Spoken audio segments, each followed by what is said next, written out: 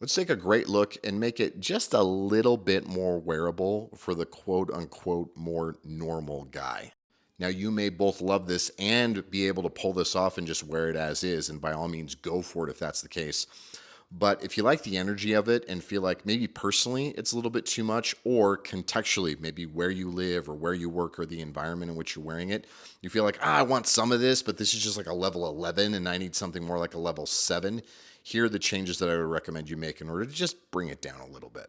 So first off, this is a very good, like rakish, refined look. And the way that most rakishness is accomplished is with the combination of things that are being worn and also the way in which they're worn. So a couple of easy things to notice right out of the gate. This is a double-breasted jacket, which is a lot more attention getting on its own than a single-breasted would be, but he's wearing it unbuttoned like it would be a single-breasted jacket. Notice also that it's got those soft shoulders, which makes it feel more casual, which juxtaposes against the more formal nature of a double-breasted jacket. And then you've got the loud pocket square, that lapel pin that he's got going on in there. You've got the cuffs that are rolled up of the shirt going back against the jacket, this bold Bengal stripe in the shirt, and then those three buttons undone with all the man hair and everything else that he's got going with all of that, let alone the fact that you've got like the trousers, the sunglasses, the scruff. Like there's just a lot of good balance between like, I live in this is aggressive, I play in this, this is more fun, or like this is actually kind of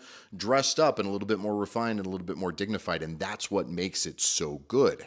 And all you have to do is just make a couple of changes. So maybe you swap out the double breasted jacket for a single breasted, or you only do the pocket square or the lapel pin as opposed to doing both. Or you ditch the Bengal stripe for something that's more solid, or you just leave two buttons undone instead of three. I mean, you can just make a few of these changes. And obviously, if you change all of those, then it goes back to being something that's just purely refined and relatively safe.